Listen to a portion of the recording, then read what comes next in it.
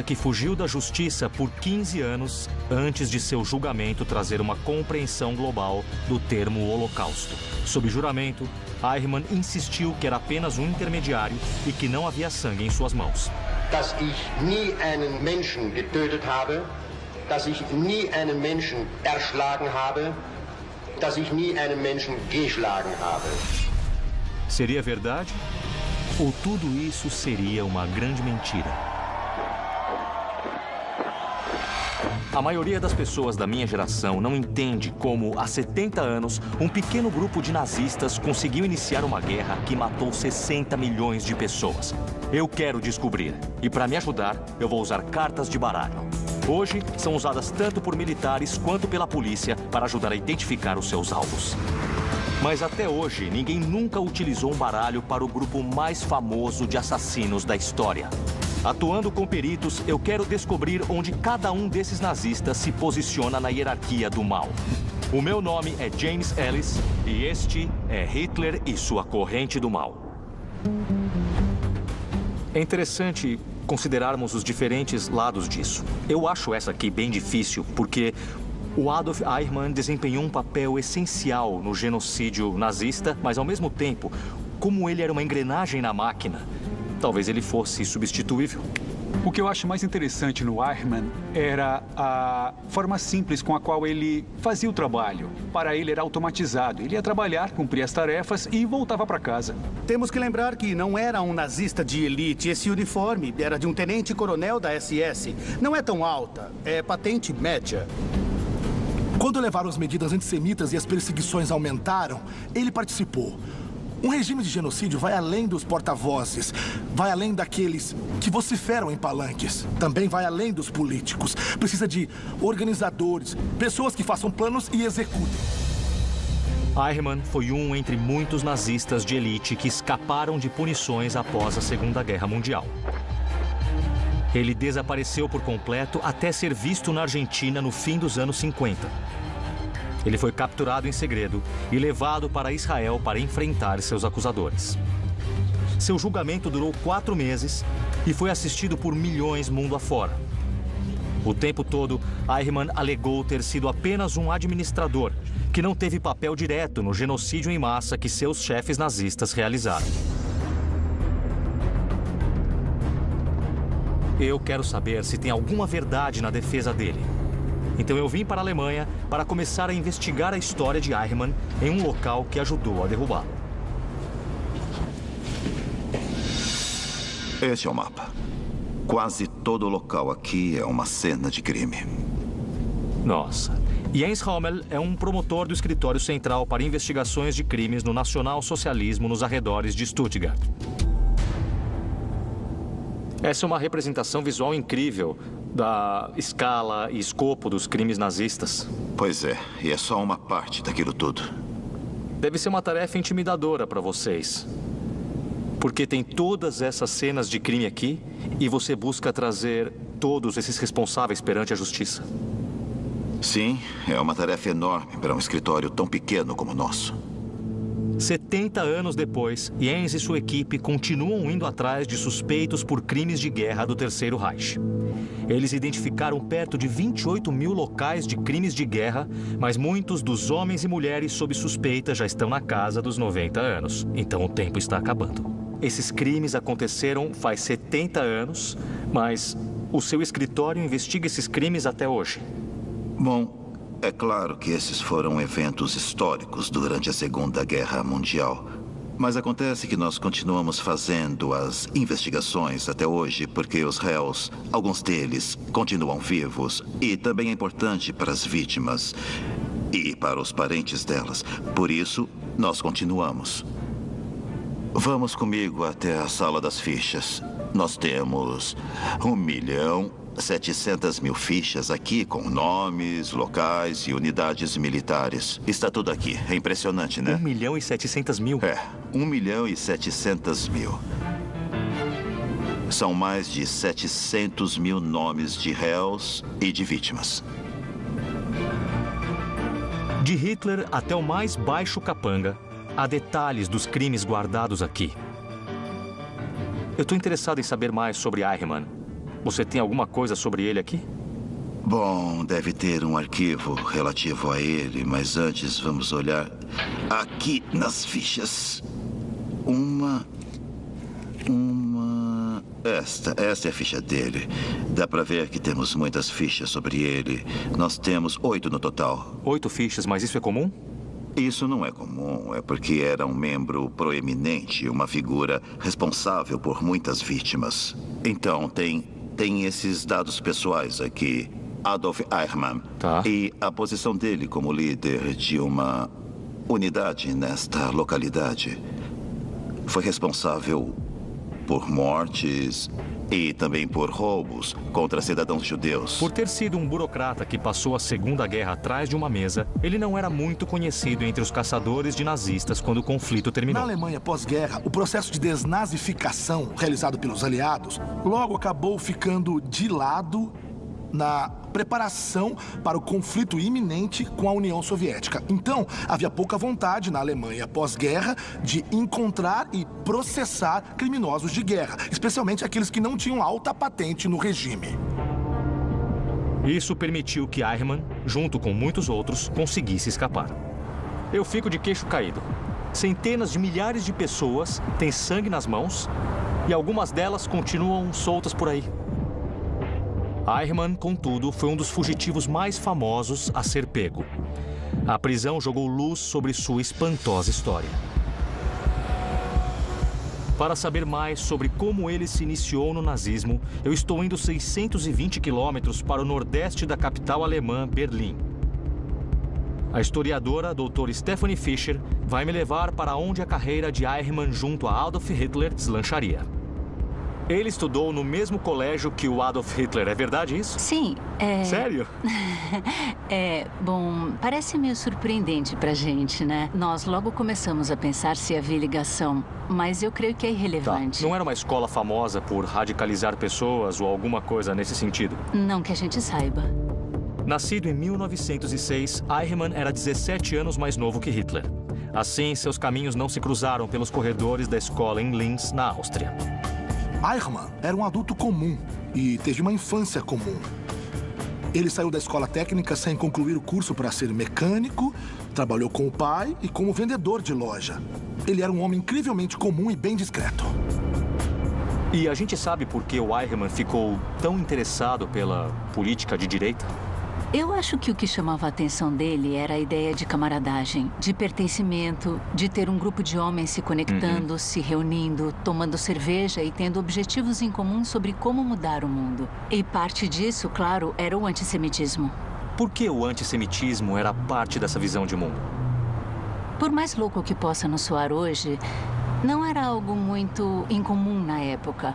Logo após a Primeira Guerra, entre esquerdistas e direitistas também, tínhamos um alto grau de antissemitismo. Não era algo restrito ao movimento nazista na época, mas os nazistas, eles levaram isso para outro nível.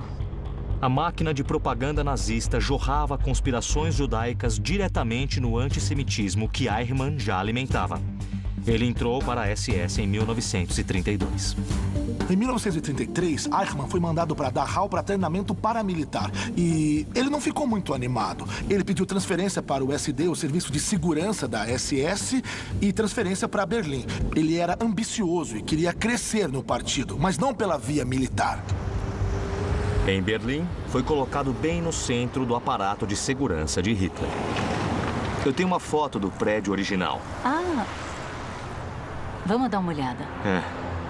Essa é uma foto do prédio que ficava aqui Isso. antes. Exatamente aqui era o quartel-general da SS e o Serviço de Segurança SD da Gestapo. A SS era o Serviço de Segurança de Hitler, a Gestapo, sua polícia secreta, e o SD, o braço de inteligência onde Eichmann trabalhou.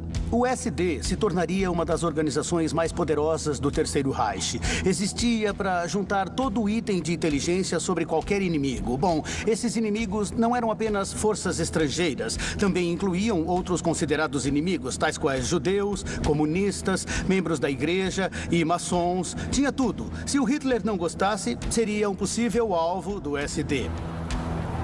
pelo que o Eichmann era responsável. Ele se envolveu muito na coleta de dados de judeus, particularmente em criar planos de emigração sobre como os judeus deixariam a Alemanha. Era um grande projeto. Digamos assim, foi aí que ele provou ser um ótimo burocrata. A primeira tentativa dos nazistas de remover judeus da Alemanha envolveu políticas racistas e restritivas para levá-los a emigrar. Eichmann recebeu a tarefa de coordenar esses esforços pelo SD e ele mergulhou de cabeça no trabalho.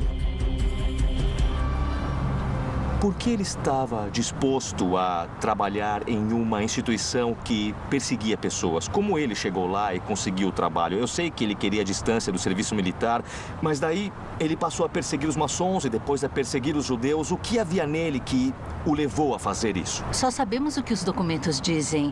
E os documentos mostram que ele escolheu trabalhar lá. Tá bom. E que não foi algo imposto a ele. Ele deixou clara a escolha de trabalhar no departamento que perseguia judeus. No julgamento, Eichmann admitiu que foi lá que aprimorou suas habilidades como perito em administração, mas seguiu irredutível sobre fazer apenas isso. Das waren meine inzwischen mir angelernten Fähigkeiten auf dem Gebiet des Auswanderungswesens. So konnte ich sehr wohl jene Zeit auf diesem Gebiet als Spezialist gelten. Mas os registros históricos provam que a história ia muito além. Em 1938, após a Alemanha anexar a Áustria, Eichmann foi enviado para Viena e estabeleceu o escritório central para a imigração judaica e logo começou a caçar os judeus no país onde havia crescido. Ele era perito no que chamamos de asfixiar financeiramente.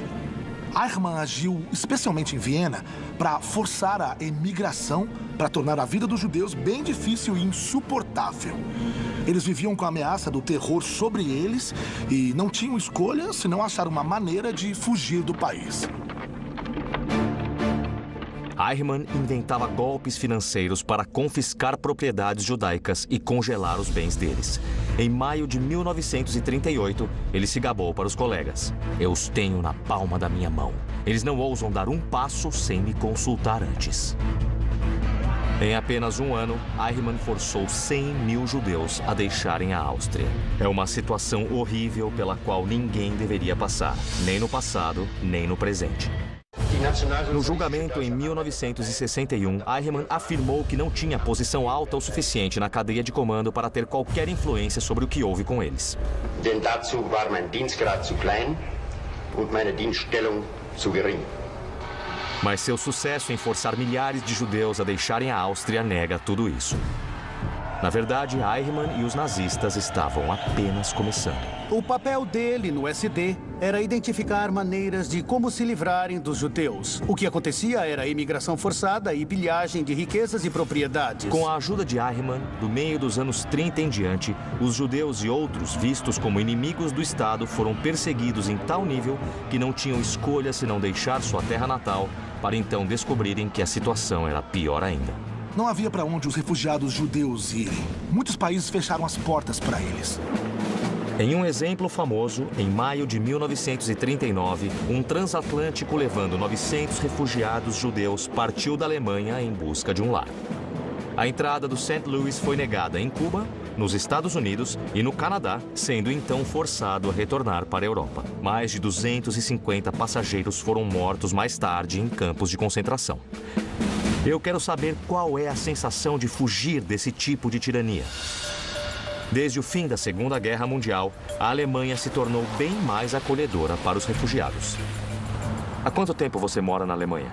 Eu estou aqui na Alemanha há mais de 38 anos. Apesar de eu não conseguir falar com quem estava no transatlântico, eu consigo falar com pessoas que passaram por um tormento parecido. Eu vim para cá um ano depois da Revolução Iraniana. Hamid Novzari é o diretor da Sociedade de Berlim para Refugiados Iranianos, um grupo de apoio para refugiados recém-chegados.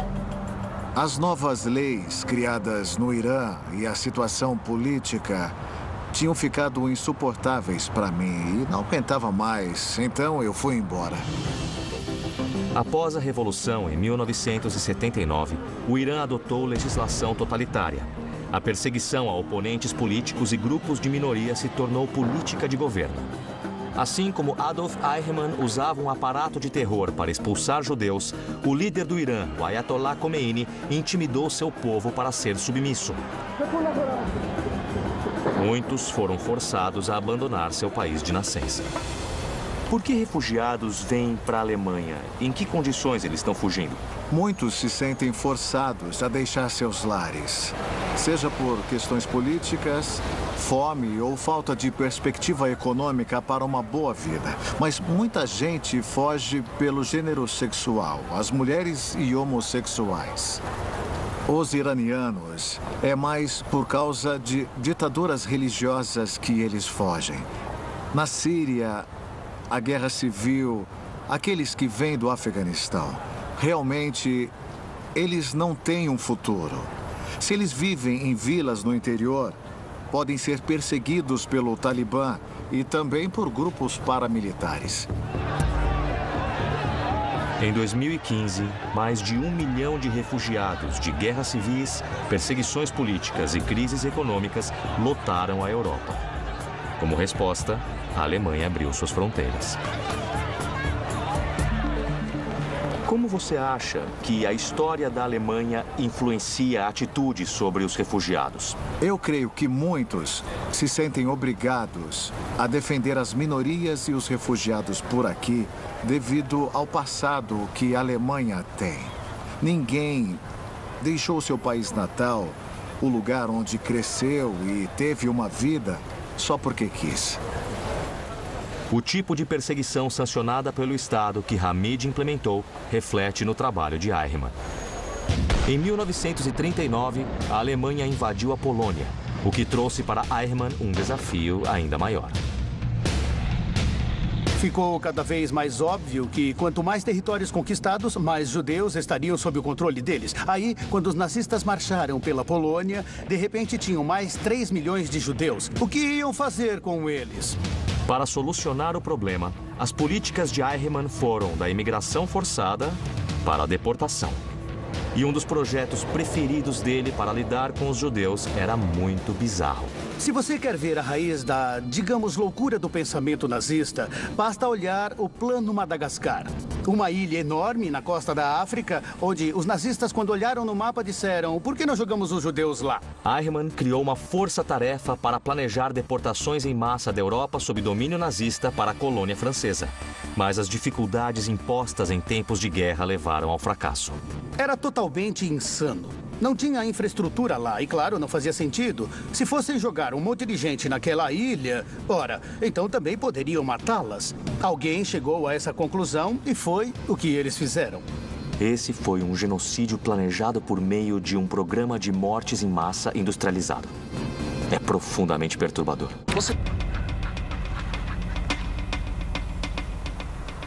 A próxima etapa da minha viagem dentro da história de Adolf Eichmann me trouxe a uma vila em um belo bairro de Berlim chamado Wannsee.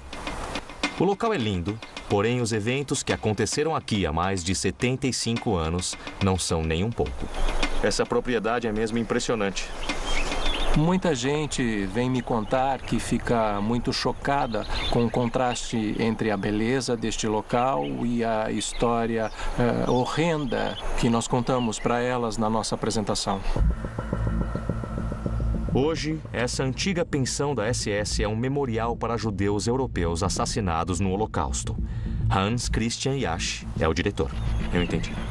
Bom, essa propriedade ela é mais famosa por um encontro que ocorreu aqui em janeiro de 1942. Pode me dizer sobre o que foi esse encontro? A ideia básica da conferência era instruir os agentes do governo sobre o que os nazistas eufemisticamente chamavam de Endlösung der Judenfrage, a solução final da questão judaica.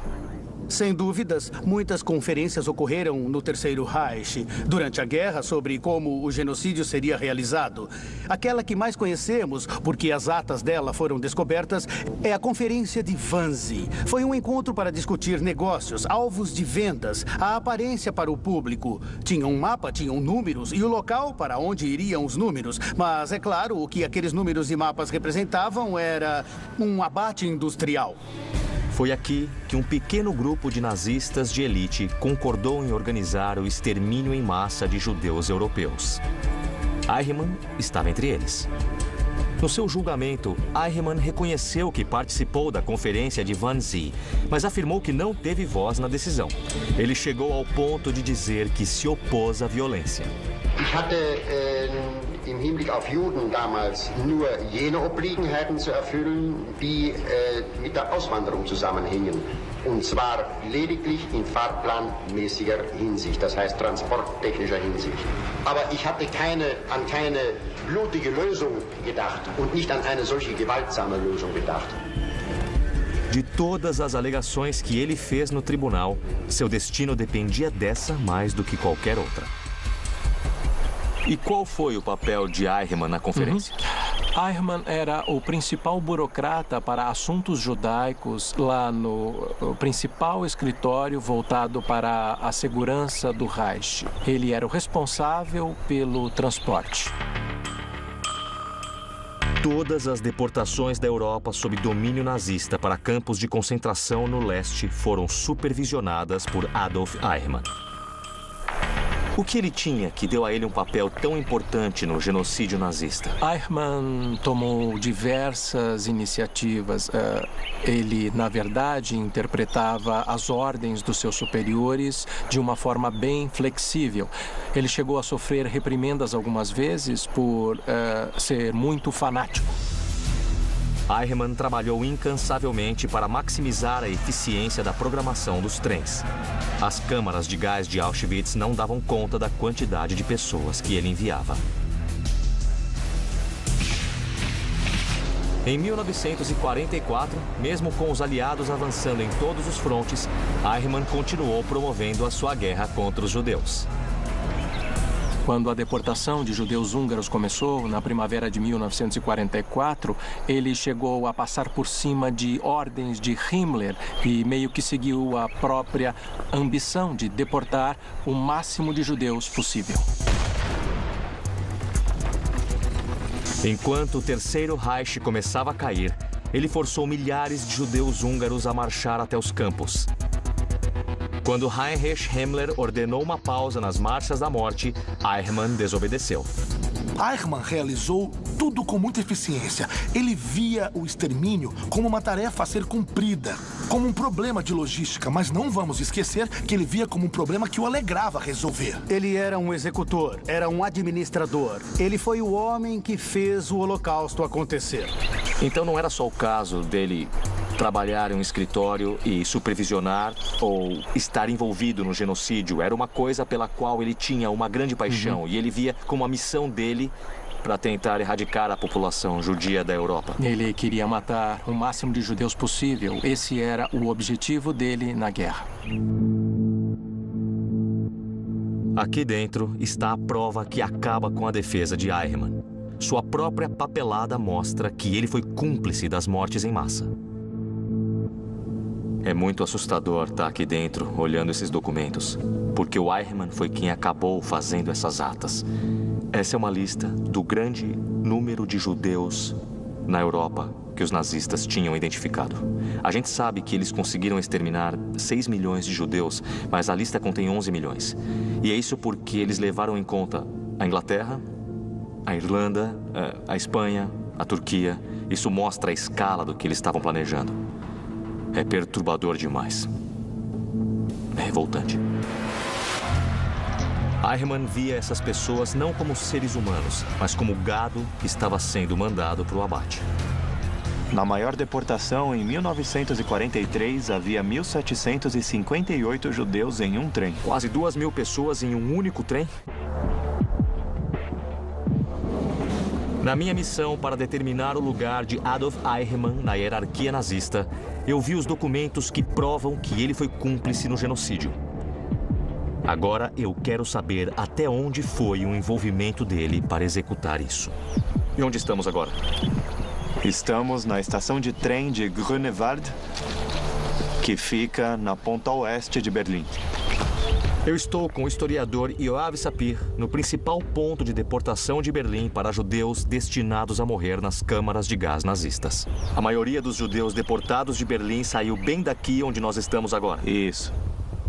Hoje, a estação Grunewald é um memorial do Holocausto. Mas durante a Segunda Guerra Mundial, era certamente a estação mais movimentada da Europa. Pelo menos no que diz respeito a mortes em massa. E o que é isso aqui? Essas aqui são placas que relembram cada uma das deportações que partiram de Berlim, entre 41 e 45. Na maior deportação, em 1943, havia 1.758 judeus em um trem. Quase 2.000 pessoas em um único trem? Durante 4 anos, os judeus de Berlim foram apreendidos, levados para Grunewald e empilhados em vagões fechados de trem. Eram privados de comida e água e as únicas instalações sanitárias eram baldes. Muitos morreram nos próprios trens, antes mesmo de chegarem aos campos de extermínio. O que mais me assusta ao estar em uma plataforma em Berlim é que dá para ver que a gente não está lidando com genocídio no campo de guerra. Isso obviamente estava acontecendo. Mas a gente está falando aqui de genocídio que foi planejado. Foi uma coisa que o Estado decidiu realizar, eu acredito que da maneira mais prática possível. Eles terceirizaram a matança para aquelas fábricas de mortes. E aí, claro que a questão era como facilitariam o transporte deles. Como levar os judeus da Alemanha, França, Bélgica, Holanda e etc. E foi aí que Eichmann entrou. Foi aí que Eichmann assumiu. Ao facilitar o sequestro de famílias de suas casas e as forçarem a entrar nos trens, para garantir que tudo funcionasse bem no horário, que tivessem a mão de obra e os recursos. Garantir que os trens saíssem na hora de Berlim, Paris ou Budapeste, a caminho de Auschwitz, por exemplo. No julgamento, Eichmann foi confrontado por testemunha atrás de testemunha. Das ist Eichmann. E todos testemunharam sobre o papel dele na deportação e morte de judeus. dass Eichmann war derjenige, der alle Bestimmungen betreffend Juden getroffen hat, vorgeschlagen hat und auch sogar durchgeführt hat. פתרון סופי. אז הוא קיבל את התפקיד לבצע את זה. Apesar das palavras condenatórias, Eichmann seguiu negando seu envolvimento direto no sofrimento deles. Sind an diesen Sachen eine ganze Menge Personen, wenn ich mal so sagen will. Uma das questões mais confusas sobre Eichmann era sua aparente normalidade. Ele parecia ser apenas mais, sabe, uma pessoa como todas as outras. Isso dá medo, em certa medida, porque sugere que aquela pessoa normal pode ser capaz desse nível de atrocidade. Eichmann cumpriu o seu papel para a solução final com o maior entusiasmo. Ele levava o trabalho muito a sério. E é isso que faz dele uma figura aterrorizante, porque aquele foi um enorme exercício de logística. E o departamento era bem pequeno, só tinha algumas pessoas. Ainda assim, sob o comando de Eichmann, conseguiram levar todas aquelas pessoas. Foram milhões de pessoas direto para a morte. Aqui estávamos chegando quase no fim da guerra. Era o começo de 1945. Por isso os números são bem pequenos. Foram os últimos judeus de Berlim, aqueles que tentavam sobreviver se escondendo. 27 de março de 1945. A essa altura da guerra, o Terceiro Reich já estava acabado. Todo nazista sabia disso, inclusive Eichmann. Mas ele estava determinado a terminar o que havia começado. A última deportação que saiu de Berlim teve 18 judeus que quase se livraram. Mas aí, apesar de tudo, eles foram capturados por nazistas fanáticos e foram deportados pouco antes de os soviéticos cercarem Berlim. Foi menos de um mês e meio antes do fim da guerra na Europa. Isso aqui me deixa petrificado, porque eles estavam perdendo a guerra. Era o último mês da guerra, eles já iam perder e eles ainda continuavam deportando judeus para os campos de morte. Pois é, estavam perdendo a guerra real, as batalhas. Mas para alguns nazistas, a guerra contra os judeus era mais importante. O profundo comprometimento de Eichmann com a solução final fica mais do que visível nesta plataforma de trem abandonada. Mas ele logo se encontraria desempregado. Os alemães se renderam em maio de 1945. Hitler estava morto e a Alemanha em ruínas. Milhões de pessoas deslocadas lotavam as estradas da Europa tentando voltar para casa escondidos. Entre elas, havia fugitivos nazistas disfarçados, incluindo Adolf Eichmann. Depois da derrota da Alemanha nazista, o Eichmann até chegou a ser capturado pelos norte-americanos, mas ele escapou com uma identidade falsa. Para o capítulo final da história de Eichmann, eu vou conversar com o historiador Tobias Freimiller. A gente está em Spandau agora. Sim, este é o bairro de Spandau. Ele tem informações sobre como Eichmann foi, enfim, levado à justiça 15 anos após a guerra ter acabado. Aí ficou claro que o homem não era o tio dele, mas era de fato o próprio Eichmann. O que você está dizendo é inacreditável. Na última etapa da minha jornada, eu estou com o historiador Tobias Freimiller para descobrir como ocorreu a prisão de Eichmann e o impacto disso para o nosso entendimento do que o nazismo fez. E este aqui é o local onde a sinagoga ficava, até ser destruída em novembro de 38. O que você está vendo são os nomes dos cidadãos judeus aqui deste bairro. Então esses são os nomes das pessoas que foram deportadas? Sim, exatamente. Quando a guerra acabou, o nome do Eichmann não estava na lista dos principais nazistas que os aliados estavam tentando encontrar, estava? Não estava. Os aliados procuraram os principais nazistas que conheciam. O nome dele foi mencionado porque ficou claro desde o começo que era o responsável pelas deportações, mas não era visto como uma das lideranças que foram levadas a julgamento lá na corte de Nuremberg. Na Argentina, Eichmann viveu com um pseudônimo, mas a esposa e os filhos seguiram com seu sobrenome. Ele passou os dias dele na Argentina, pulando de trabalho braçal em trabalho braçal, sabe? Ele tentou fazer uma criação de coelhos angorá, mas não funcionou. Ele trabalhou como mecânico em uma fábrica da Mercedes-Benz. Não eram grandes empregos para um homem que achava que merecia mais. Eichmann lidava com essa vida modesta, se gabando sobre o passado para outros fascistas. Também deu longas entrevistas para outro ex-agente da SS, que agora era jornalista. Quando ele começou a dar as entrevistas nos anos 50, o plano era escrever um livro para poder publicar. Lá, Eichmann iria contar toda a verdade sobre a sua história no Terceiro Reich. E ele iria publicar com o nome verdadeiro dele. Espera, então nos anos 50 ele ia escrever um livro no qual ele ia falar sobre o que ele fez e ainda ia publicar?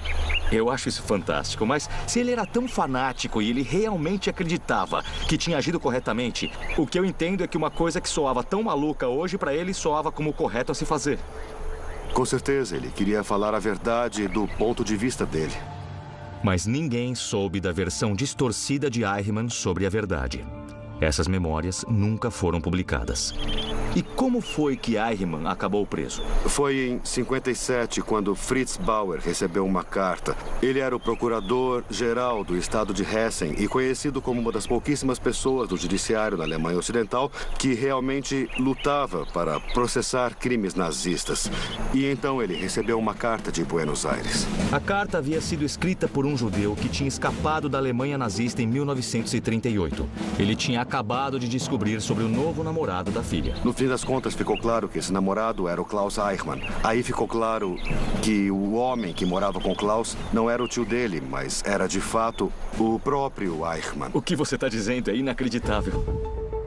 Fritz Bauer repassou a dica ao Mossad, o serviço secreto israelense.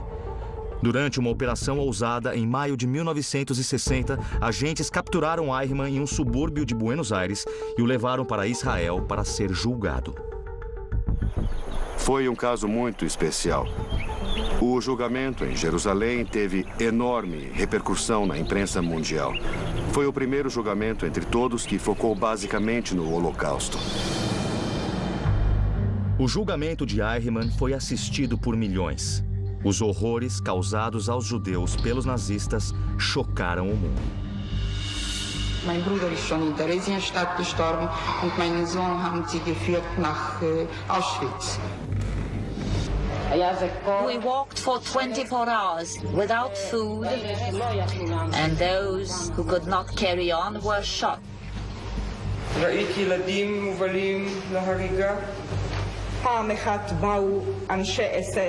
SS men arrived one morning and took the child away with them. Later, I learned that the child was thrown into the fire. Até então, eu não acredito que o mundo, de fato, conhecia sobre o Holocausto. E não era chamado de Holocausto até ali. Era visto como um ato genocida. Sobreviventes contavam suas histórias para uma audiência global. E aí, pela primeira vez, havia narrativas do Holocausto e da natureza sistemática de perseguição e genocídios, todas no mesmo local. Deixar aquilo tão claro, ouvir os testemunhos e ver Eichmann naquela redoma de vidro, deixou enorme impressão, especialmente nas gerações mais jovens. Claro que ouviram pela primeira vez sobre qual foi a real natureza dos crimes nazistas. Foi no julgamento de Eichmann que as pessoas de fato conheceram as mecânicas e o funcionamento do genocídio. Elas perceberam que não era algo que tinha ocorrido de repente em campos. Era uma questão organizada. Foi estudada e foi realmente construída. Horários de trens foram mesmo planejados. E as pessoas que fizeram tudo foram homens como Eichmann. O julgamento inspirou judeus por todo o mundo a relembrarem suas próprias experiências de perseguição e perdas sob o nazismo. E renovou apelos pela busca de criminosos de guerra ainda solta. Também forçou os alemães a confrontarem seu passado. A sociedade alemã tinha que aprender que carregava todo tipo de responsabilidade, pois todo funcionário burocrático e toda família e todo soldado que participou daquela guerra no leste tinha visto e provavelmente feito coisas terríveis. E foram décadas para a Alemanha superar de verdade. Então foi o julgamento do Eichmann que deu início a esse período de entendimento e de responsabilidade pelas atrocidades que a Alemanha tinha cometido, apenas para não varrerem para baixo do tapete dizendo foi o Hitler e mais uns caras que fizeram tudo isso. Com certeza. O que o comportamento do Eichmann no julgamento nos mostra sobre ele? Nos mostra praticamente tudo o que sabemos dele, sabe? Porque lá estava ele, repetidamente afirmando que ele apenas seguia instruções, que ele teve que fazer o que fez. Eichmann interpretou um papel fictício no julgamento.